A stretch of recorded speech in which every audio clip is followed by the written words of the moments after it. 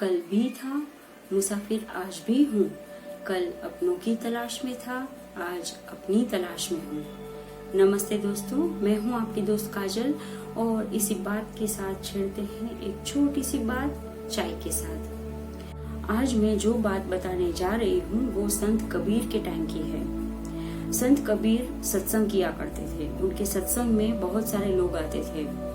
हर रोज बहुत सारी बातें जानने को मिलती थी। एक बार सत्संग में काफी सारे लोग आए, सत्संग पूरा हुआ, सारे लोग चले भी गए, लेकिन एक आदमी जो था वो वही बैठा रहा। संत कबीर ने पूछा कि तुम अभी भी क्यों यहाँ बैठे हो? तो उसने बताया कि कबीर जी, मैं मेरे जीवन में एक जो समस्या है उसका समाधान चाहता हूँ। मेरे घर में हर किसी से मेरा झगड़ा ही होता रहता है। उसका कारण क्या है? हमेशा घर में जो कलह होता है, क्या उसका कोई उपाय है? तो संत कबीर ने बोला कि बैठो, सोचते हैं कुछ इसके ऊपर। थोड़ी देर में संत कबीर ने अपनी पत्नी से कहा कि जरा लालटेन तो लाना। उनकी पत्नी आई और लालटेन देकर चली गई। उस आदमी ने सोचा कि ये क्या, इतनी दोपहर में ये संत कबीर जी को लालटेन की जरूरत क्यों पड़ी? ये कुछ सोचने वाली बात है। फिर भी उसने कुछ कहा नहीं, वो ऐसे ही बैठा रहा। थोड़ी देर के बाद कबीर जी ने पत्नी से बोला कि कुछ मीठा लेकर आओ। तो पत्नी आई, लेकिन मीठे के साथ नहीं आई, कुछ नमकीन देकर चली गई। अगली बार वो आदमी सोचता रह गया कि ये क्या पागलों का घर है क्या? इसने मीठा मंगाया और ये नमकीन देकर चली गई। ही समय के बाद आदमी ने बोला कि कबीर जी, मैं निकलता हूँ। कबीर जी ने बोला कि ऐसे ही निकल रहे हो या अपनी समस्या का समाधान मिला? तो आदमी ने बताया कि मुझे तो कुछ समझ में नहीं आया। तभी कबीर जी ने समझाया कि देखो, जब मैंने लालटेन मंगवाई अपनी पत्नी से तो वो बोल सकती थी कि इतनी दोपहर में भला क्या काम पड़ा तुम्हें लालटेन का, क्या तुम सठिया गए हो क्या? फिर मैंने मीठा मंगवाया और वो नमकीन लेकर आई, तो मैं भी बोल सकता था कि ये क्या, मैंने मीठा मंगवाया था और तुम नमकीन लेकर आ गई क्या? लेकिन ना तो उसने कुछ बोला ना तो मैंने कुछ बोला।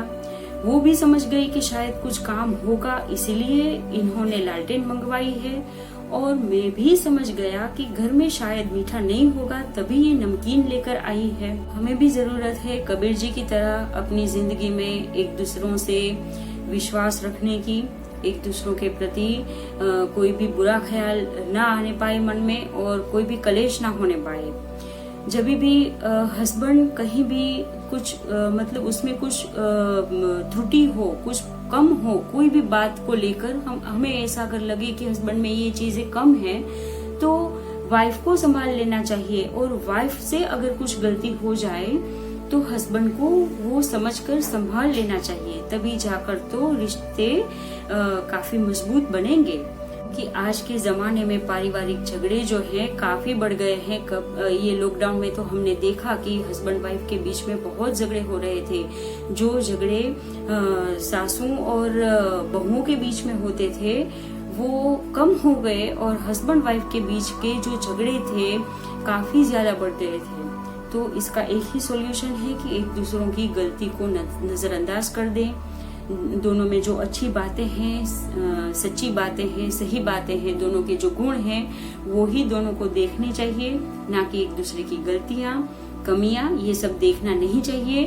आप चाहे तो उसको अपने लाइफ पार्टनर को वो अकेले में बता सकते हो कि यहाँ आपको सुधार करना चाहिए, लेकिन इतना दबाव भी मत डालो कि वो आपके ऊपर बिगड़ने की नौबत आ जाए उनको। तो सबके सामने भी अपने लाइफ पार्टनर को उनकी गलती बताकर शर्मिंदा नहीं करना चाहिए और गलतियों पर इतना भी ध्यान नहीं देना चाहिए कि रिश्ते बिगड़ने लगे।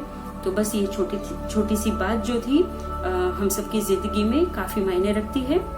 तो अगली बार मिलेंगे फिर नई कहानी के साथ, नई सोच के साथ। तब तक अलविदा।